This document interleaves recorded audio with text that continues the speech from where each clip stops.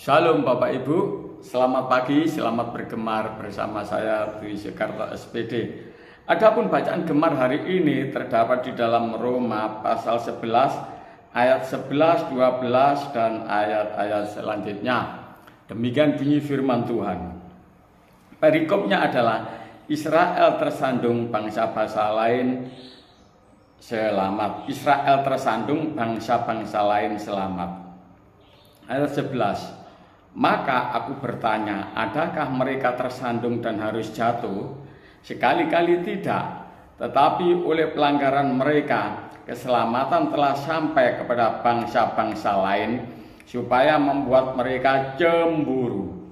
Sebab jika pelanggaran mereka berarti kekayaan bagi dunia, dan kekurangan mereka kekayaan bagi bangsa-bangsa lain, terlebih-lebih lagi kesempurnaan mereka.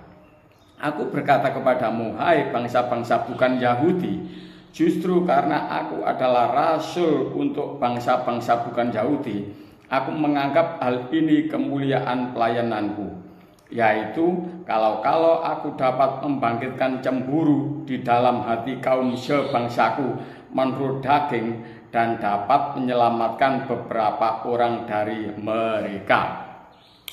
Bapak, Ibu, dan saudaraku yang dikasihi Tuhan, berbicara mengenai bangsa Israel adalah umat pilihan. Di bawah kolong langit di atas bumi ini tidak ada yang mengalami suatu peristiwa atau pengalaman seperti bangsa Israel. Karena apa? Allah sendiri, Tuhan sendiri yang menyatakan dirinya melalui bangsa Israel. Artinya demikian Bapak Ibu, bangsa Israel adalah satu-satunya bangsa yang dipakai sebagai corong untuk mengenalkan Tuhan kepada bangsa lain. Jadi bangsa Israel itu pada dasarnya adalah suatu media yang digunakan oleh Allah untuk menyampaikan Allah kepada seluruh dunia. Itu sebabnya bukan tanpa alasan jikalau Tuhan Yesus berkata, jadikan seluruh bangsa muridku, baptislah mereka dalam namaku dan ajarlah mereka segala ketentuan mengenai aku, dan aku menyertai kamu sampai pada kesudahan zaman. Itu artinya Bapak Ibu, bangsa Israel adalah bangsa yang dipakai oleh Allah untuk menyelamatkan bangsa lain. Saya juga heran, kenapa Allah memilih bangsa Israel yang tegar tengkuk ini, yang keras kepala ini. Namun bangsa Israel memiliki kelebihan, yaitu bangsa Israel adalah bangsa yang pandai, yang sangat cerdas. Dan Allah memilih bangsa ini untuk menyampaikan kabar baik ini. Itu sebabnya secara pribadi Allah mengenalkan kepada bangsa Israel ini melalui tiang awan, tiang api. Jadi dengan kata lain, Tuhan itu berbicara kepada bangsa Israel ini dengan berhadapan muka. Di depan muka orang Israel, Allah membelah laut kosong, menghancurkan tembok Yeriko. Allah menyiapkan hidangan di depan meja bagi mereka, daging, mana, roti, ya lain sebagainya. Jadi bangsa Israel itu bangsa yang mengenal Allah yang benar. Itu sebabnya tidak ada keselamatan di luar bangsa Israel. Dan Allah menyatakan bahwa tidak ada nabi-nabi di luar bangsa Israel. Itu tidak ada Bapak Ibu. Ya, jadi bangsa Israel ini sangat luar biasa. Namun bangsa Israel berontak ya. Nah, ini yang luar biasa Bapak Ibu. Pemberontakan bangsa Israel ini Bapak Ibu menyebabkan bangsa lain itu terheran-heran. Suatu saat bangsa lain itu berperang melawan bangsa Israel. Akhirnya bangsa lain itu menyadari kita nggak akan bisa menang melawan bangsa ini. Karena apa? Bangsa ini itu nggak berperang. Yang berperang itu Allahnya. Jadi kalau Allahnya yang berperang, kita itu nggak bisa menang. Dia itu Allah yang menyelamatkan, Allah yang El Shaddai memberikan kedamaian, kesejahteraan. Itu sebabnya kalau dihadapkan pada perang, bangsa ini suka-suka aja, senang-senang aja. Karena apa? Yang berperang itu Allahnya dan dia selalu menang. Loh, begitu. Jadi setelah orang di luar Israel itu melihat bangsa Israel ini, maka orang-orang ini banyak yang berbalik cinta kepada Tuhannya bangsa Israel ini. Lah kok herannya Israel sendiri menolak Tuhan loh. Padahal Israel ini adalah boleh dikatakan cabang yang sejati. Kalau cabang yang sejati itu menolak, maka tunas liar akan dicangkokkan oleh Allah, ya. Dan kita sebagai tunas liar yang dicangkokkan oleh Allah kepada pohon zaitun yang sejati, kita tidak boleh sombong. Artinya Bapak Ibu, kita tidak boleh terus menghina-hina bangsa Israel yang mengalami didikan dari Allah ini. Tetapi kita harus tetap rendah hati, karena jika tanpa bangsa Israel tidak ada keselamatan di dalam hidup kita. Itu sebabnya Bapak Ibu sudah selayaknya kita itu mengucap syukur kepada bangsa Israel dan mengucap syukur kepada Tuhan, karena melalui bangsa Israel kita mengenal Tuhan, dan kita tidak boleh sombong Bapak Ibu, ya.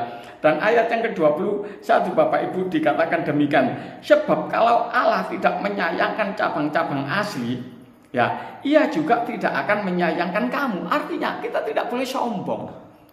Kalau cabang-cabang yang asli itu dipatahkan dan dibuang, ini sebagai pembelajaran dalam hidup kita.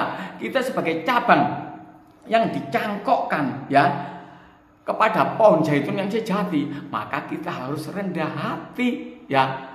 Maka kita harus mencari tunas-tunas yang liar yang lainnya untuk kita cangkokkan pada pohon zaitun yang asli, yang murni. Yaitu siapa? Tuhan Yesus Kristus. Mari Bapak Ibu, seperti kita sudah menerima keselamatan, ya, karena anugerah Tuhan, di mana Tuhan memalingkan wajahnya kepada kita. Kita juga mencari jiwa yang lain untuk bangsa-bangsa yang belum mengenal Tuhan, yaitu pribadi-pribadi yang belum mengenal Tuhan. Bapak Ibu, harganya sangat mahal, ya. Bapa membela kita itu sangat mahal. Dia mengorbankan putra tunggalnya sebagai tumbal dosa kepada kita, karena begitu besar kasih Allah akan dunia ini, sehingga Ia telah mengaruniakan anaknya yang tunggal, satu-satunya anaknya yang tunggal untuk menyelamatkan kita. Haleluya. Bapak Ibu, ya, melalui kayu salib Tuhan Yesus di sana disalib Bapak Ibu, ya, untuk tumbal dosa. Padahal harusnya kita yang disalib, ya. Kita puji Tuhan. Mari kita merespon kebaikan Tuhan ini Bapak Ibu, yaitu dengan mengorbankan hati kita, pikiran, perasaan kita demi keselamatan orang lain. Tuhan Yesus memberkati. Bapak Ibu, saya akan memujikan satu pujian, yaitu mengenai Tuhan yang sengsara, ya. Tuhan yang sengsara. Sengsara karena siapa? Karena kita. Saya mencoba menerjemahkan kesengsaraan Tuhan Yesus itu melalui kata-kata sebisa-bisanya Bapak Ibu, ya. Maka terciptalah lagu ini dan saya akan pujikan.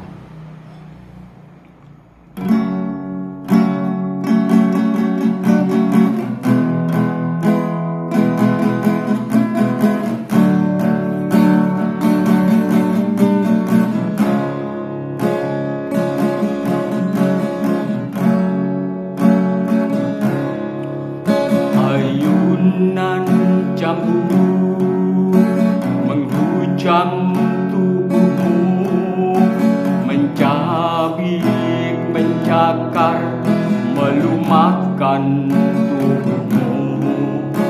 Mahkota duri menusuk kepala, mencengkram, menghisap darah di kepalamu. Hati kejam ada di sekelilingmu, meludah menampar wajah kasihmu. Tindas aniaya hancurkan tubuhmu, rupa manusia seperti tak engkau miliki.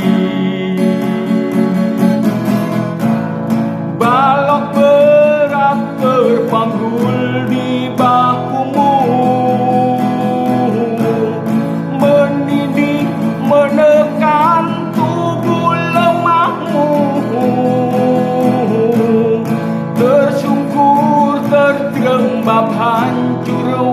wajahmu, permukaan tulang mukamu.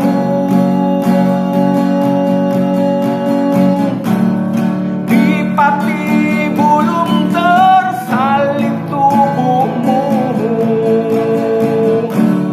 terpampang lemah lunglai dada daya.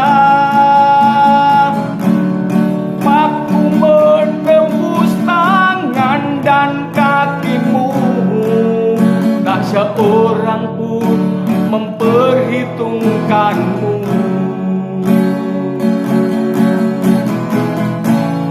Balon berat terpanggul di bahumu, menindih menekan tubuh lemahmu. Tersungkur terjerembab hancur wajahmu, permukaan tulang mukamu.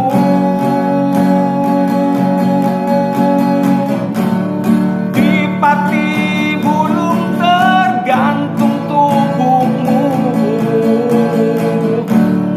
terpampang lemah lunglai tiada daya. Paku menembus tangan dan kakimu, tak seorang pun memperhitungkanmu. Tuhan, ku tak dapat menyelami betapa dalamnya kasih-Mu kepadaku. Kini ku percaya hanya Engkau penyelamatku, karena Engkau Elohim Yahweh, karena Engkau Elohim Yahweh, karena Engkau Elohim Yahweh.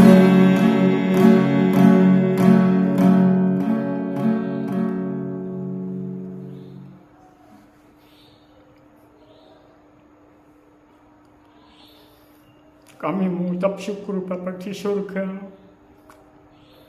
karena kebaikan-Mu, karena kemurahan-Mu, Engkau menyelamatkan kami. Engkau korbankan putra tunggal kesayangan-Mu bagi kami. Kami mau hidup seperti yang Engkau kehendaki, seperti yang dicontohkan oleh Tuhan Yesus. Terima kasih.